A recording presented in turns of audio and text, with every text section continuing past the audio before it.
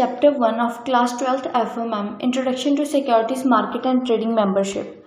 What are market segments? एक security market में market segments हम उसे कहते हैं जो एक चैनल प्रोवाइड करता है इन्वेस्टर्स को सो दैट वो अपने इन्वेस्टमेंट्स या फिर सेविंग को ईजीली और प्रोडक्टिवली यूटिलाइज कर सकें। एक सिक्योरिटी मार्केट के दो पार्ट्स होते हैं या फिर दो सेगमेंट्स होते हैं। First is primary market, then is secondary market.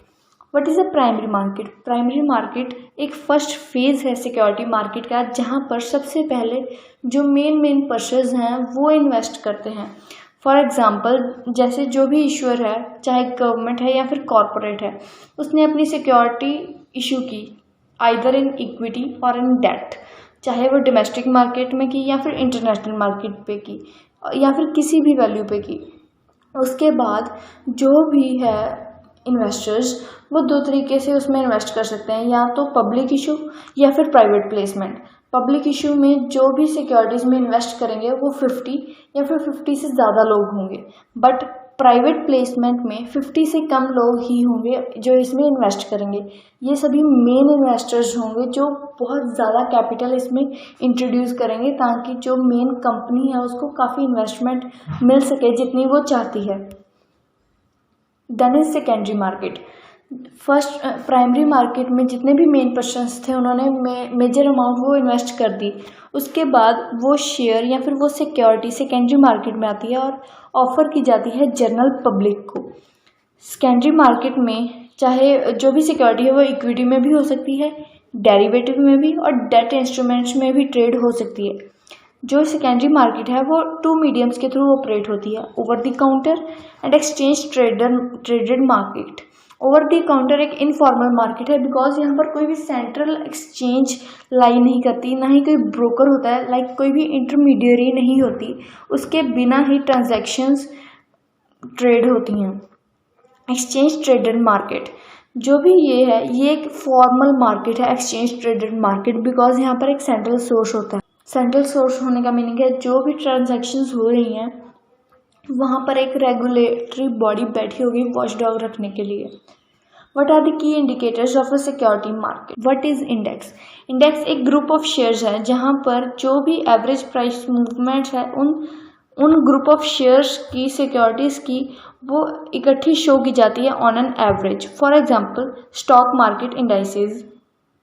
जो भी स्टॉक मार्केट के इंडाइसेस हैं, इंडाइसेस मतलब प्लूरल ऑफ इंडेक्स, तो वो सारे के सारे वो ओवरऑल बिहेवियर शो करते हैं इक्विटी मार्केट का। इन इंडेक्स जो भी ग्रुप ऑफ स्टॉक्स सिलेक्ट किए जाते हैं वो एक रिप्रेजेंटेटिव का काम करते हैं पूरी होल मार्केट का। फॉर एग्जांपल, हमारा बेंचमार्क इंडेक्स निफ्टी, ये भी उन 50 कंपनीज वो एक रिप्रेजेंटेटिव की तरह काम करती हैं पूरी मार्केट का। ये एक इंडेक्स है और उसकी प्लूरल फॉर्म इंडाइसेस होती है। What is market capitalization? Market capitalization कोई भी कंपनी की टोटल वैल्यू के स्टॉक को कहा जाता है, यानी कि हम कह सकते हैं कि उसकी जितनी भी वैल्यू है उस कंपनी की, जितने भी उसके पास एसेट्स वगैरह है सिक्योरिटीज़ की फॉर्म में, उसे हम मार्केट कैपिटलाइजेशन कह सकते हैं। इसे कैलकुलेट करने के लिए जितने भी क्लोजिंग प्राइजेज ऑफ शेयर्स हैं उसको मल्टीप्लाई किया जाता है उसके आउटस्टैंडिंग शेयर से, यानी कि हम कह सकते हैं कि किसी भी शेयर का प्रेजेंट प्राइस है जो भी है उस कंपनी का, उसको हमने मल्टीप्लाई करना है total number of shares, number of outstanding shares मतलब issue size of the stock. जितना भी कंपनी ने इशू किया है स्टॉक, उस स्टॉक के उस नंबर को हमने मल्टीप्लाई करना है उसके प्राइस से।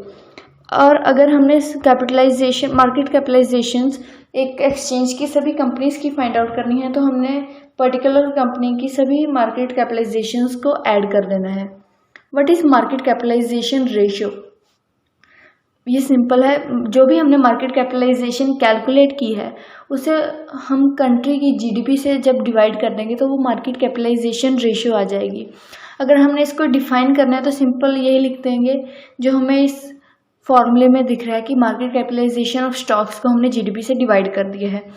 ये market capitalization ratio stock market size को मेजर करने में हेल्प करती है। What is turnover? एक सिक्योरिटीज मार्केट में हम टर्नओवर उसे कहते हैं जो पूरी वॉल्यूम ऑफ ट्रेड होती है किसी भी पर्टिकुलर कंपनी की, यानी कि जितने भी उसने ट्रेड्स किए हैं उसकी पूरी अमाउंट।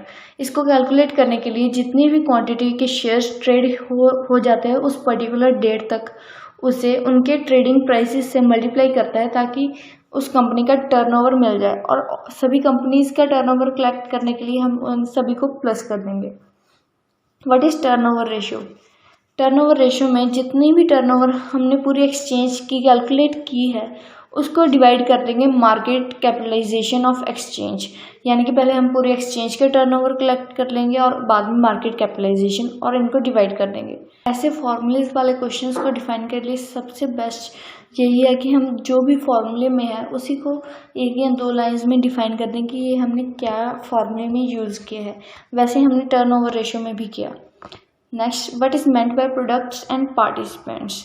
What are products? एक सिक्योरिटी मार्केट में प्रोडक्ट्स को हम उन्हें कहते हैं जो भी इन्वेस्टमेंट्स और सिक्योरिटीज़ होती हैं, यानी कि जितनी भी इन्वेस्टमेंट्स इन्वेस्टर्स करते हैं और जितनी भी सिक्योरिटीज़ इशूअर्स इशू करते हैं। इसके बाद हमने इस क्वेश्चन में बता देना है कि एक सिक्योरिटी मार्केट में किस किस तरह के प्रोडक्ट्स होते हैं। मोस्टली ये सभी लिखने की ज़रूरत नहीं है, हम सिंपल लिख सकते हैं shares, bonds, derivatives, government securities, या फिर जो भी आपको याद आता है। मिनिमम 4 to 5 लिख तो सफिशिएंट है। Who are participants? 3 कैटेगरीज हैं पार्टिसिपेंट्स की। पार्टिसिपेंट्स सिंपल है, जो भी पार्टिसिपेट करते हैं सिक्योरिटी मार्केट में। सबसे पहले इश्यूअर होता है जो सिक्योरिटीज को इशू करता है, देन इन्वेस्टर्स जो इस सिक्योरिटी की इशूड हुई सिक्योरिटीज में इन्वेस्ट करता है, then intermediary like SEBI securities exchange board of India, ये एक रेगुलेटरी बॉडी है और इंटरमीडियरी है जो पूरा वॉचडॉग रखती है इन पूरी एक्टिविटीज़ पे। तो ये 3 मेन पार्टिसिपेंट्स हैं जो चाहिए एक सिक्योरिटी मार्केट में। ये जो भी पार्टिसिपेंट्स हैं ये रेगुलेटेड होते हैं, हर एक ट्रांजैक्शन के ऊपर एक रेगुलेटरी बॉडी बैठी है, like SEBI securities and exchange board of India, RBI, MCA, DEA and ministry of finance. Simply हम ये तो सिर्फ नॉलेज से के लिए है, अगर आपको चाहिए तो आप यूज़ कर सकते हैं, नहीं तो simple SEBI, RBI, MCA and DEA भी लिख सकते हैं। देन ये इन्वेस्टर्स, इश्यूअर्स और इंटरमीडियरीज की एग्जांपल्स हैं। इन्वेस्टर्स में सभी बायर्स आ जाते हैं सिक्योरिटीज़ के जो भी इन्वेस्ट करते हैं और सिक्योरिटीज़ को बाय करते हैं। इश्यूअर्स में सेलर्स और इंटरमीडियरीज वो होती हैं जो एक प्लेटफॉर्म प्रोवाइड करती हैं। इश्यूअर्स के आगे टाइप्स और बताए हैं, like AMC asset management company, mutual funds, corporates, government, foreign investors, banks etcetera. ये सभी एग्जांपल्स हैं, आप यूज़ करना चाहें तो कर सकते हैं। नेक्स्ट, जो भी मार्केट सेगमेंट्स और उनके प्रोडक्ट्स हैं ये और इन सभी की डेट्स हैं वो इम्पॉर्टेंट है, क्वेश्चंस आ सकते हैं इसके रिलेटेड। जो भी ये 1.4 है इसके डेट्स इम्पॉर्टेंट है। NSE यानी कि नेशनल स्टॉक एक्सचेंज के 4 मार्केट सेगमेंट्स हैं, wholesale debt market, capital market, future and options and currency derivatives. Wholesale debt market, हाँ इनके ये जो शॉर्ट फॉर्म्स है, एब्रीविएशंस है, लाइक WDM, ये भी क्वेश्चन आ सकता है, सीधा वो पूछ सकते हैं व्हाट इज WDM, या फिर कुछ भी फुल नेम भी पूछ सकते हैं और एब्रीविएशन भी। It is the biggest market with debt instruments and has commenced it's operations in June 1994।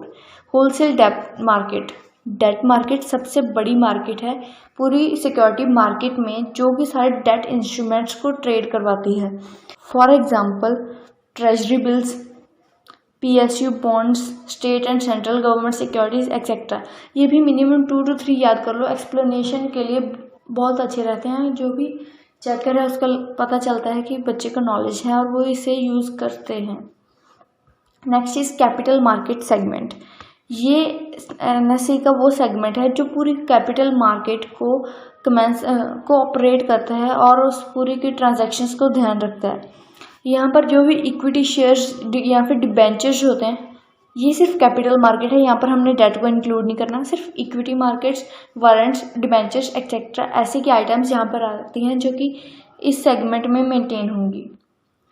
Future and options जून 2000 को कमेंस हुई थी, ये ऑपरेट हुई थी 2000 जून में और ये पूरी की पूरी वो डेरिवेटिव की गेम है। फ्यूचर एंड ऑप्शंस, यहाँ पर अलग अलग तरह के फ्यूचर एंड ऑप्शंस की ऑप्शंस अवेलेबल होती हैं, like index futures, index options, stock futures and stock options. Next is currency derivative segment, CDS segment. ये वो मार्केट सेगमेंट है जहाँ पर करेंसी के डेरिवेटिव्स इशू हो सकते हैं। दो कंट्रीज की जो करेंसीज हैं उनका एक कॉम्बिनेशन वो डेरिवेटिव के सेगमेंट में यूज होगा, लाइक US डॉलर और इंडियन रुपीस, यूरो और INR यानी कि Indian rupees, pound sterling and Indian rupees, Japanese yen and Indian rupees. ये पहले ये सारे डेरिवेटिव्स फिजिबल नहीं थे, अलाउड नहीं थे, बट ये धीरे धीरे इनके कॉम्बिनेशन स्टार्ट हुए ट्रेड होने। That's it. बाकी के चैप्टर हम नेक्स्ट वीडियो में करेंगे। Thank you for watching.